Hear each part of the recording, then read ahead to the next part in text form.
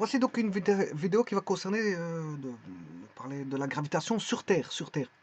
Donc la gravitation, sur Terre est un cas particulier de la gravitation universelle. Gravitation sur Terre. Alors la gravitation universelle, j'en ai parlé tout simplement, de manière simple, au niveau d'une vidéo précédente, que je mettrai en lien par rapport à celle-ci. Donc j'en ai parlé de manière simple. Donc j'ai introduit la notion donc, de ce qu'était une masse, parce qu'on ne peut pas parler, voilà, qui dit matière, qui dit matière dit masse, hein. Qui dit matière dit masse, parce que qui dit corps dit masse, parce que c'est la matière, on a voilà, on prend un espace non vide, dans cet espace non vide, on y inclut un objet ou un corps, ce corps étant existant, ben, d'office il a une propriété qu'on appelle la masse. Donc c'est le fait d'être existant signifie qu'il a la propriété de masse. Il est non vide, donc il possède une masse d'office. Alors, j'ai exprimé la notion de masse en vous disant que la masse, c'est une propriété qui était intrinsèque propre au corps. Elle peut être définie soit suivant deux concepts, la masse grave ou la masse inerte. Et quand on étudie la masse F égale ma, bon, le concept, il est entrevu sous les deux concepts, de masse grave et de masse inerte. Mais on définit la masse d'un corps en général par rapport à sa masse inerte, c'est-à-dire la propriété intrinsèque que possède le corps, qui est sa masse, et elle est définie par la difficulté que l'on rencontre lorsqu'on veut mettre un corps en mouvement. Voilà, bon, ça c'est la définition de ce qu'est une masse. Et la notion de poids, eh bien, le poids, c'est une grandeur. Tout d'abord, la masse, c'est une grandeur, on va dire, globale, qui est valable partout dans tout l'univers, alors que le poids du corps, ben, la masse est une grandeur universelle, qui est vrai dans tout l'univers, alors que le poids n'est vrai que suivant des lieux. C'est une grandeur locale. Pourquoi? Parce qu'elle est composée, c'est une grandeur composite. C'est une grandeur composite, elle est composée, le poids est composé, si vous voulez, de, de la masse qui est une grandeur globale, fois le G qui est une grandeur locale. Ce qui rend local le poids, c'est cette grandeur G. Cette grandeur G est locale. Donc la gravitation universelle, c'est une loi, on va dire, universelle, qui est adaptable dans tout l'univers, mais qui, suivant les astres, bon, devient, je veux dire, une caractéristique locale. Locale. Donc on a un monde, un univers globalisé, avec différents astres, mais pour chacun de ces astres, il y a une grandeur qui est propre à la localisation où se trouve bien sûr la masse, le corps, l'objet. Alors maintenant, donc j'ai défini que bon, la grandeur de force de la pesanteur agissait euh, sur, sur un corps à l'endroit où il se trouve, et la formule c'est P est égal à mg. Bon, voilà, P est égal à mg. Donc on définit la masse par F égale ma. Ouais, c'est comme ça, hein. On va chercher la deuxième loi de, comment on appelle ça, de Newton, et on définit la masse par F égale ma. Donc la masse, c'est la difficulté de mettre en mouvement euh, un corps. Voilà, on va dire, euh, on va dire que la grandeur de force de la pesanteur agissant sur un corps, à l'endroit où il se trouve, enfin, je ne sais pas ce que je suis en train de parler, je suis en train de parler de masse, j'explique le poids. Ce que je voulais dire, c'est que euh, c'est une propriété donc propre au corps, la masse. Elle est définie par la difficulté que l'on rencontre lorsqu'on veut mettre un corps en mouvement. Donc vous voyez qu'elle est définie par F égale ma. F égale ma. Bon, il faut parler d'accélération et de force pour parler de masse. C'est comme ça. C'est comme ça. Mais le poids, c'est pareil. On va utiliser toujours cette loi-là, F égale ma, qui vient de Newton. Hein. C'est une des lois de Newton. Et vous allez voir que la loi de gravitation est aussi une loi de Newton. Donc il a apporté énormément. Il a fait un champ de découverte énorme. Un champ de découverte énorme. Parce que bon, vous voyez qu'avec ces deux lois, bon, déjà ici, F égale ma, on peut définir le poids. P est égal à M on a la grandeur locale G ici, et le poids, c'est une grandeur locale. Donc, les deux lois, qu'on veuille parler de masse ou de poids, tous les deux, on parlera de F égale ma, d'office. D'office. Mais la masse, c'est une grandeur locale, intrinsèque au, au corps, alors que le poids dépend du lieu. C'est quelque chose qui dépend du lieu. Mais il intègre la masse, parce qu'on a le poids est égal à m fois g. Il intègre la masse qui est une grandeur universelle, mais il intègre une grandeur locale. Et ce qui fait que le poids est une grandeur locale, en un lieu, qui est propre. Le poids est dépendant du lieu. Alors que le poids est une grandeur locale, alors que la masse est une grandeur universelle. Bon. Et alors, bon, comme je vous disais, la force donc de la pesanteur est dirigée verticalement.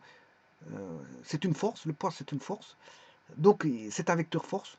Donc on a une direction de la force qui est dirigée dans, suivant la ligne qui est la droite, qui est la ligne d'action qui va relier les barycentres de l'objet et de l'astre. Ça c'est pour la direction. Le sens, il est dirigé vers le bas, c'est-à-dire plutôt vers le centre du gros astre, vers le centre du plus gros astre. Par exemple, si je prends la Terre, on a un corps au sol et la Terre, ben, le corps va être attiré par le centre de la Terre, parce qu'il est plus massique. C'est pas l'inverse. Pourtant, on a la loi de l'action et de la réaction, mais comme on a la masse qui est plus, de la Terre qui est plus massique, il va tirer beaucoup plus fortement, si vous voulez, comment on appelle ça, le corps qui va tomber. Vous voyez, il va tomber. Donc, le sens de la force est dirigé vers le bas. La direction, c'est suivant la droite d'action qui lie les deux centres du corps. Le sens est vers le bas. L'intensité se mesurera en newton qui vaut P est égal à m fois g. Alors, l'accélération des corps soumis à la force de la pesanteur, elle est constante. Sur Terre, hein, je parle sur Terre, et vaut 9,81 mètres par seconde carré. C'est ce que je vais calculer. Ou si vous voulez, on n'est pas obligé de mettre en mètres par seconde carré. Hein. Je vais vous dire ce qu'on peut mettre aussi.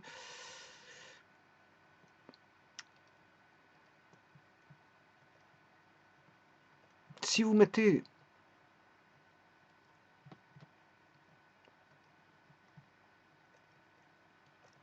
F égale ma, ça c'est une accélération. En cinématique, l'accélération est en mètres par seconde carré. On parle du temps en cinématique. Bon, mais vous pouvez voir ça comme étant F sur M. Hein. F sur M, c'est des newtons par kilo.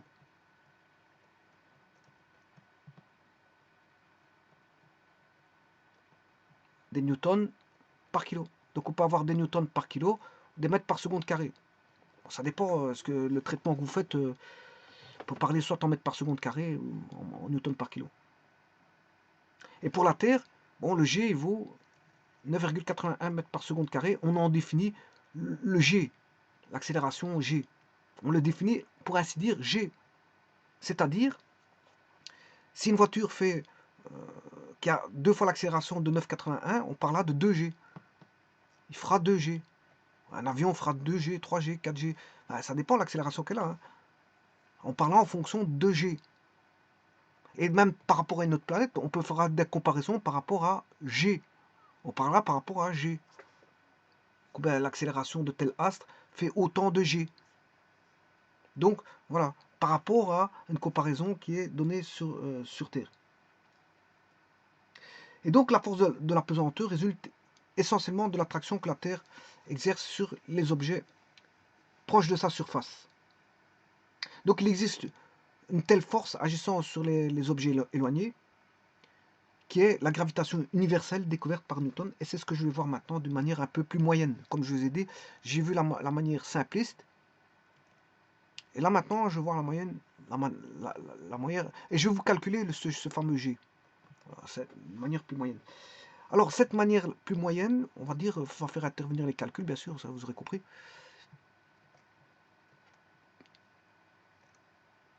Alors, pour ça, je prends un astre qui est la Terre.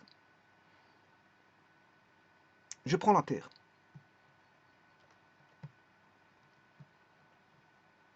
Ça, c'est la Terre, et je prends un objet au sol. je vais prendre un objet au sol que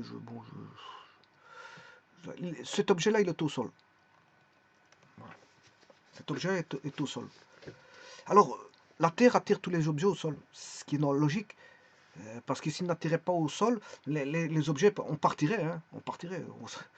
Il ne serait pas un équilibre, on partirait, enfin, si on n'aurait pas une force d'attraction, ben, tout partirait de la Terre, hein, puisque la Terre, elle tourne, ce serait comme voilà, une machine tournante, elle enverrait tout le monde paître de sa surface. Bon, ben, ça ne se passe pas comme ça. Tout a été calculé de telle manière à pouvoir fixer des objets sur Terre et pour pouvoir y vivre. Toutes les conditions sont réunies pour l'existence sur Terre. Donc, voilà. Donc, il y a un équilibre, ben, nous sommes tous cloîtrés sur Terre, même les oiseaux. Hein, si les oiseaux, pour voler, pour monter, il faut dépenser de l'énergie, d'office. Donc les oiseaux doivent dépenser de l'énergie, donc s'ils n'ont pas mangé, ils n'arriveront pas à voler, tout bonnement. Donc pour pouvoir se surélever, et voilà, ben, il faut une certaine énergie potentielle. Énergie potentielle, il faut consommer voilà, du carburant, par exemple, pour faire monter une fusée, un avion, etc. Si vous voulez faire voler quelque chose, bon, il faudra toujours une énergie à dépenser pour vaincre, si vous voulez, les effets de la gravité. Alors maintenant, je vais voir d'une manière un peu plus, on va dire, moyenne. Alors, on va faire des constats par rapport à que les corps sont soumis à l'attraction de la Terre, appelée, donc on a une force pesanteur, je viens de vous l'expliquer. Et c'est Newton qui a examiné donc l'attraction de la pesanteur et les mouvements des corps célestes où les planètes tournent autour du Soleil. Et bien sûr, les satellites autour des planètes. Donc, par exemple, la Lune est un satellite de la Terre, donc il a observé la Lune et il a observé les planètes ainsi que les lunes des autres planètes, des autres astres. Il a observé le Soleil. Bon, mais il y en a un autre qui a fait ça, beaucoup d'autres ont fait ça, hein. Bon, parce qu'il y avait l'école de Galilée, qui est le précurseur de, voilà, de l'ouverture de la science à tout ça. La science, toute cette science moderne de l'époque de Galilée. Bon. Et puis, bon, je vous rappelle que Newton est né l'année de la mort de Galilée. Non, mais Galilée a apporté énormément, je veux dire, déjà de cursus, on va dire, au niveau mathématique et scientifique. Et on va dire astronomique, au niveau des études des astres. Les études des astres, il a apporté déjà pas mal de choses. Notamment, il y avait d'autres personnes, hein. Bon, je ne peux pas tous vous les dire, mais il y en a énormément. Je pense à quelqu'un qui est Kepler, Johannes Kepler, Galilée, enfin, on en a quand même pas mal de personnes qui se sont intéressées à l'astronomie, bien avant ça d'ailleurs, hein. Ça ne date pas de Galilée, mais beaucoup de gens ont scruté le ciel et ont tiré déjà des équations, enfin, là ils faisaient plutôt de la trigonométrie, et puis à un moment donné est venu les notions de gravitation, hein. Avec la découverte de la gravitation, ben c'est le summum de l'apogée de l'ouverture aux sciences, hein, aux sciences astronomiques, hein. Une fois qu'on a découvert ça, ben, on peut calculer voilà, en connaissant des orbites, on peut calculer des masses, hein, des masses d'astres, hein. On peut calculer des masses d'astres, on peut calculer des gravitations, on peut calculer des vitesses. Voilà, c'est l'apogée de l'ouverture scientifique énorme, hein. Donc, lui, il a regardé les astres, et il a regardé comment ça se passait. Donc, il n'a pas regardé un point de vue terrestre, il a regardé un point de vue, on va dire, universel, d'univers. Il a regardé l'univers.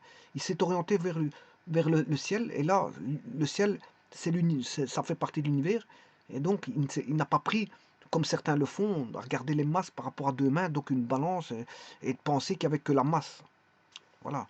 Penser qu'il y avait que la masse existence. Non, il s'est retourné vers les astres, regarder ce qui se passe au niveau des astres pour découvrir que là, il y avait voilà, la pesanteur, la force pesanteur qui existait. Alors, comment a-t-il découvert ça? Eh bien, tout d'abord, il y a eu une première loi de Newton, puis une seconde, puis une troisième. Mais la deuxième, elle est fondamentale. F égale ma, elle est terrible celle-là. Parce qu'elle va décrire beaucoup de choses. Beaucoup de choses, notamment, bon, bon, les repères galiléens, c'est pas lui qui les a inventés, hein. Bon, la force centrifuge, c'est pas lui non plus, hein. Huygens c'était déjà là pour la force centrifuge, et les repères galiléens existaient auparavant. Bon, mais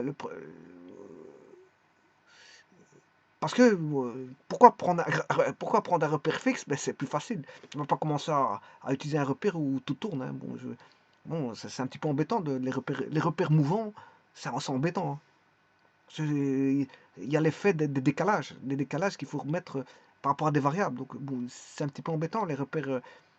Voilà. Déjà, en mathématiques, quand on prend un repère, comment il est? Bon, on peut faire un décalage de repère, on peut faire une rotation de repère, on peut faire un décalage de repère, on peut faire une translation, une rotation, mais au, au grand jamais, ce repère n'est variable. Grand jamais, il est pas variable, ce repère. Pourquoi? Parce que, pourquoi ici, le repère est variable?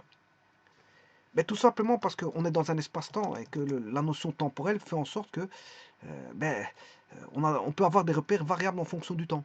Donc un repère peut être en émeru, chose qu'on ne trouvera pas en mathématiques, hein. En mathématiques, vous allez avoir un repère en rotation, on est d'accord, un repère en translation, on est d'accord, un repère qui a fait un changement de base, on est d'accord, mais au grand jamais, on aura un repère qui bouge, hein. Là, ce sont des problèmes de mécanique, là, hein. C'est des problèmes de mouvement. Il n'y a pas de notion temporelle en mathématiques. Quand vous faites de la géométrie, à aucun moment vous intégrez la notion temporelle, hein. La notion temporelle, elle est introduite dans un espace-temps. Espace-temps. L'espace mathématique est un espace pur.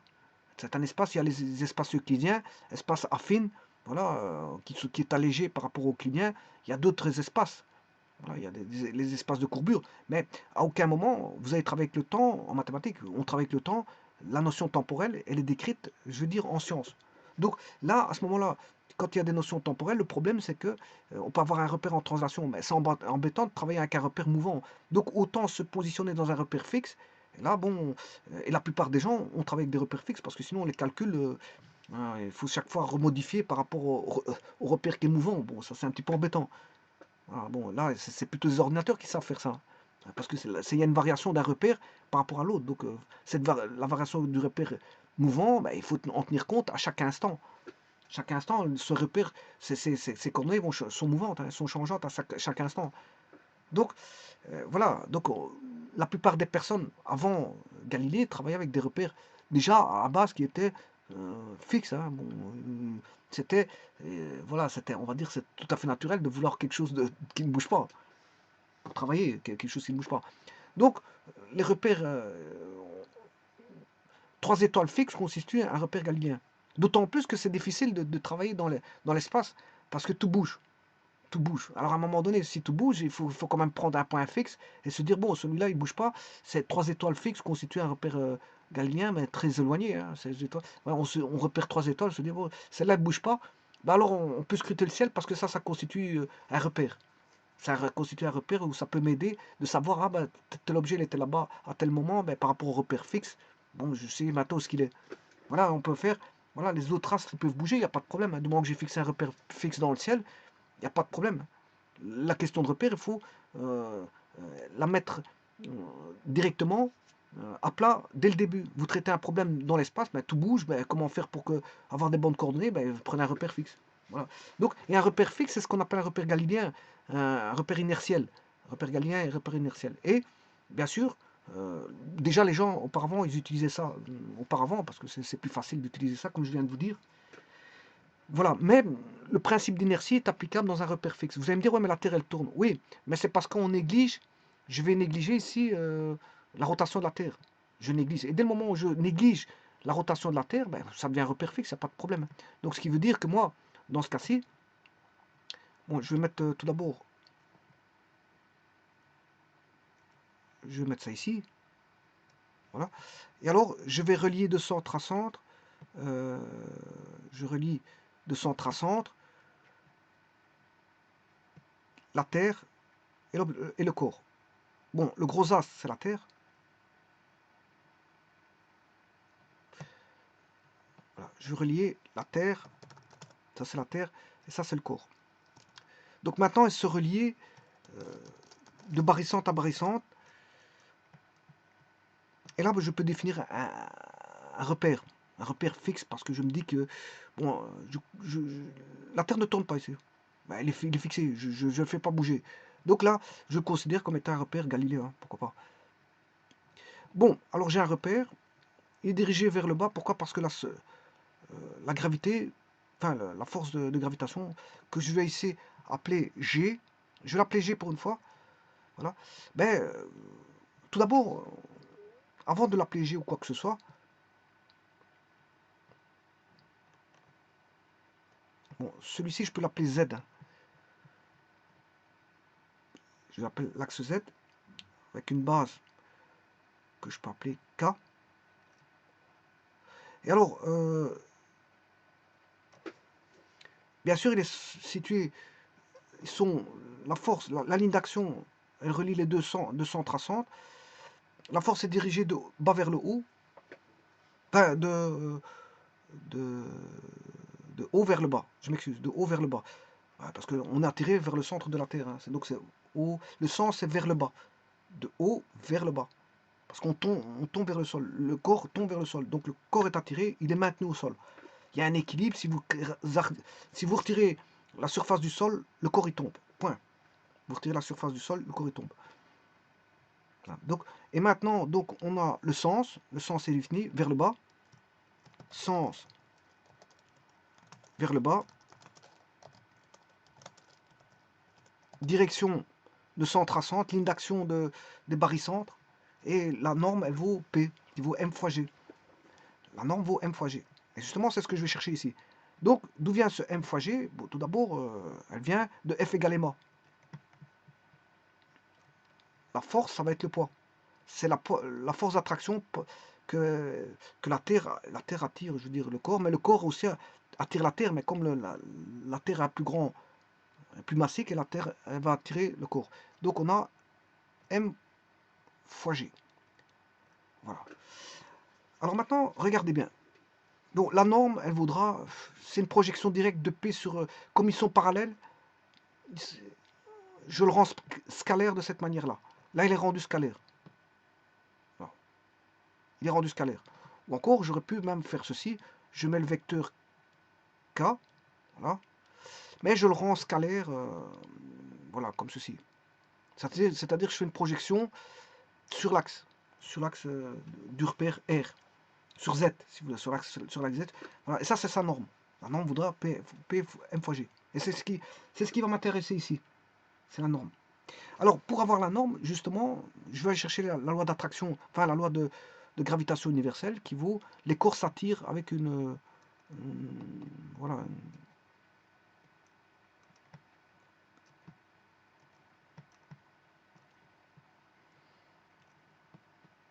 la force d'attraction universelle, force de gravitation,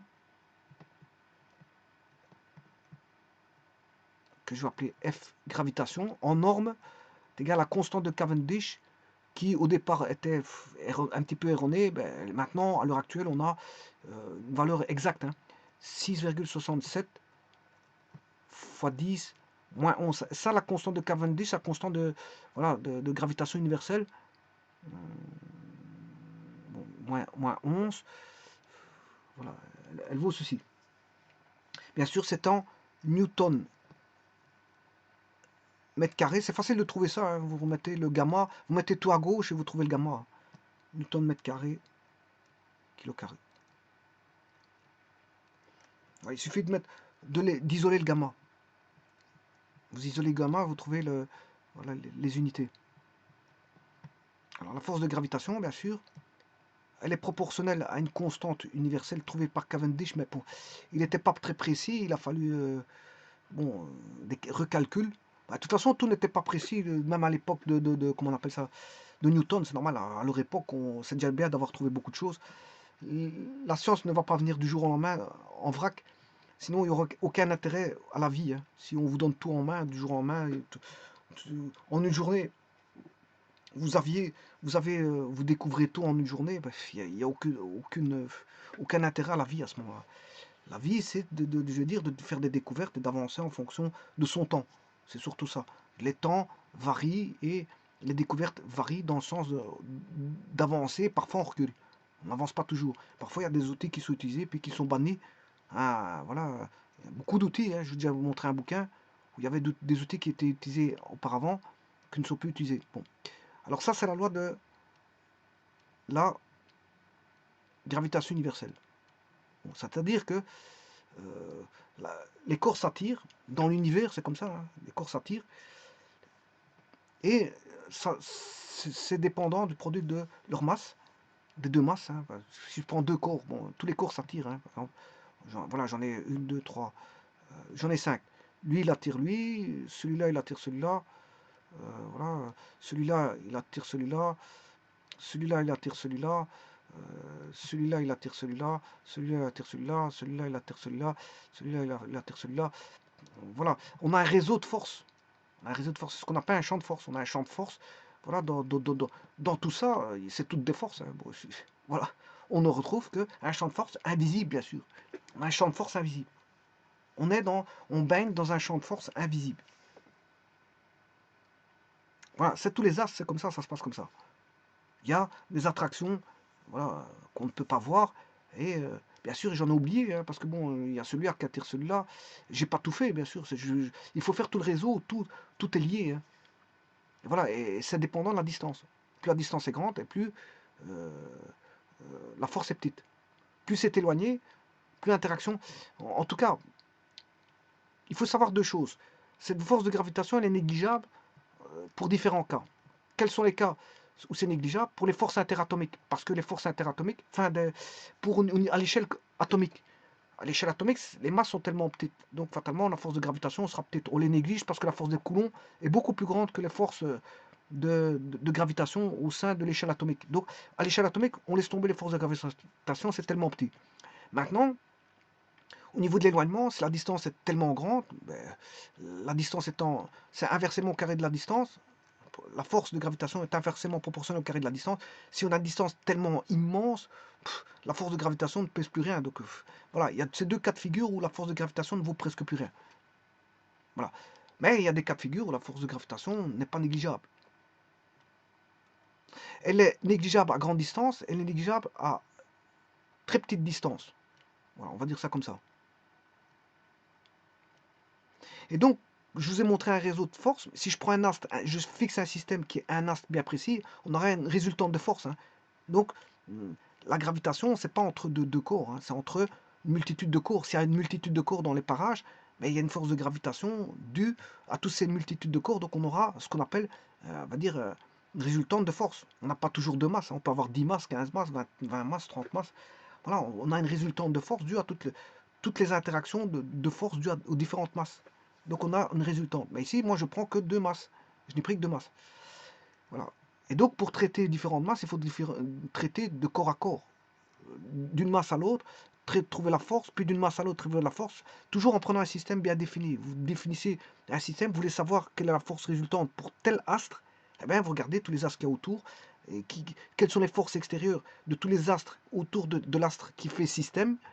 Voilà, et vous trouvez la résultante de force sur cet astre-là. Voilà. Ben, ici, moi, j'ai pris deux corps. Je n'ai pris que deux corps, de masse M1, M2. Voilà. Alors, maintenant, bien sûr, j'ai la masse du corps, mais j'ai la masse de la Terre. Je prends la masse de la Terre. La masse M2, je prends, je vous ai montré le dessin.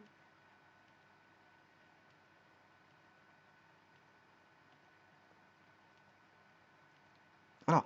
Je vais étudier donc la masse M1, c'est ça. Et la masse M2, ben, c'est la masse de la Terre. Je prends la masse de la Terre. Donc, je vais changer les paramètres de la formule ici pour dire que ben, je vais calculer la masse de la Terre. Bon, la masse de la Terre, je l'ai déjà calculée. Hein. Le rayon de la Terre, vous le connaissez. Hein. J'ai déjà fait des calculs là-dessus. Et ça, c'est le rayon de la Terre. C'est la distance de centre à centre. Mais comme M est au sol, ben, on a le rayon de la Terre.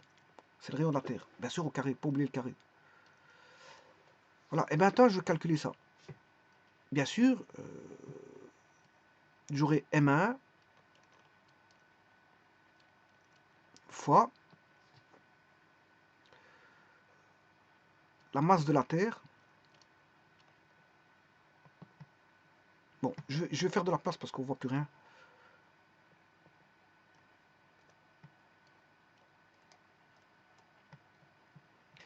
Donc, je calcule en, on va dire, en norme.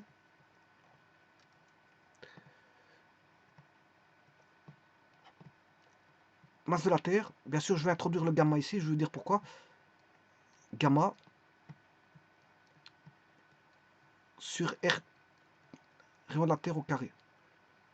Eh bien, ça c'est la loi F égale ma. M1A. Masse fois l'accélération. Mais c'est l'accélération, c'est le G terrestre. M1, c'est ce qu'on appelle la gravitation. Voilà, c'est la gravitation terrestre. C'est la gravitation terrestre. Et donc, ceci va me calculer la gravitation terrestre, si vous voulez. Donc, le gamma, il vaut... bon, je cherche la calculatrice. Il vaut 6,67 fois 11 moins, exposant. Voilà. Ça, c'est la constante de Cavendish. Bon. Alors, je vais aller chercher la masse de la Terre. Je l'ai calculé, rappelez-vous. Donc, la masse de la Terre, c'est 5 fois 5,97 fois, c'était exposant 24 kg. 5,97 fois 10 exposant 24 kg. 24, 10, égal. Voilà. Maintenant, je vais diviser par le rayon de la Terre, au carré, bien sûr, pas oublier le carré, parce que j'oublie chaque fois le carré. Et le rayon de la Terre, ben, c'est 6400 km. Bon, je vais mettre environ, c'était, si je me rappelle bien, 6370.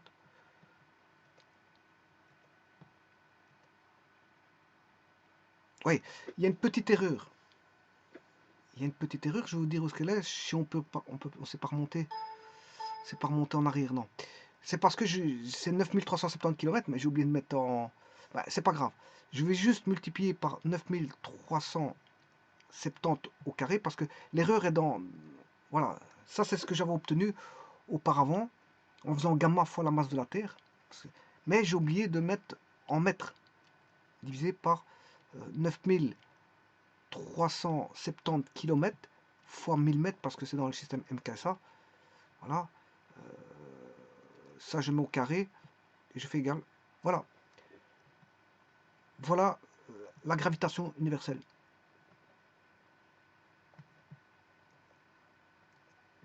C'est le G. C'est le G qui est calculé ici.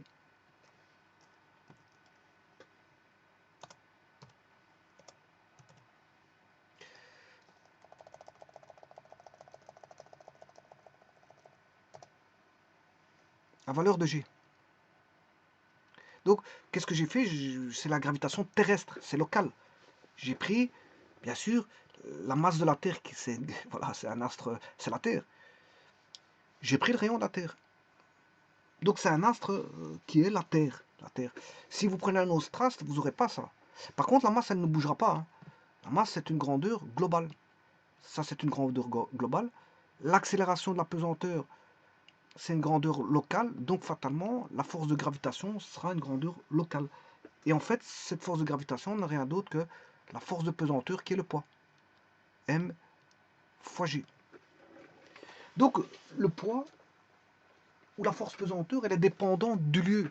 Si vous avez mesuré le poids, la même masse M1, la même masse M1 sur la Lune, vous devez tenir compte de la constante de Cavendish, c'est une constante universelle, fois la masse de la Terre, fois le rayon de la Terre. Bon, ce qui veut dire que...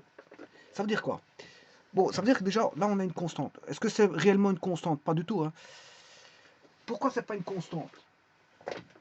Bon, de toute façon, vous faites les calculs, vous allez toujours trouver environ 9,81. Pourquoi? Parce que quand je prends la Terre et l'objet, s'il est sur une montagne, bon, il est déjà un peu plus haut que s'il était, voilà, au niveau de la mer. Hein. Donc là, à ce moment-là, on aura une petite légère différence de distance ici. Bon, ça c'est déjà une chose. Et en plus de ça, la Terre, elle tourne. Il y a l'axe de la Terre, la rotation de la Terre, qui a une accélération. Il faut tenir compte de l'accélération terrestre. Il faut tenir compte de tous des éléments que je vais vous montrer. Donc il n'y a pas que l'altitude et la latitude. Il n'y a pas que ça. Il n'y a pas que ça.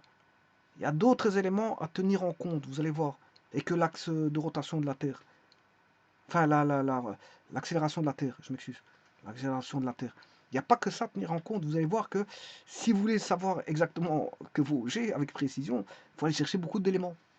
Il y a beaucoup plus d'éléments que ça.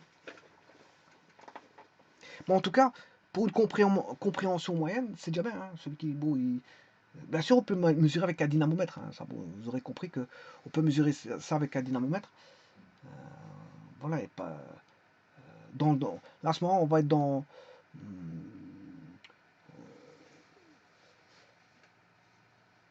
voilà, on peut le faire avec un dynamomètre, mesure de force. D'ailleurs, l'instrument pour mesurer les forces, c'est le dynamomètre, hein. Voilà, donc ça, c'est un point de vue moyen. On comprend la gravitation d'une manière, on va dire, avec quelques éléments un peu plus, on va dire, un peu plus développés que ceux de la manière simple que j'avais attribué dans une vidéo précédente.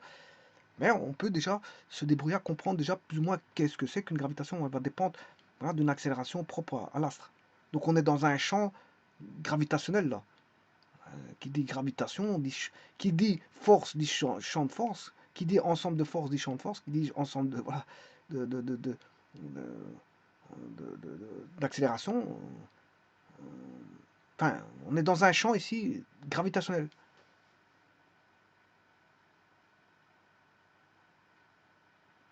Voilà, donc je verrai dans une vidéo. Là, à ce moment-là, je vais aller sur. Voilà, je vais faire une vidéo suivante qui va suivre, qui va mettre un peu plus les choses en place. Voilà, je vous remercie.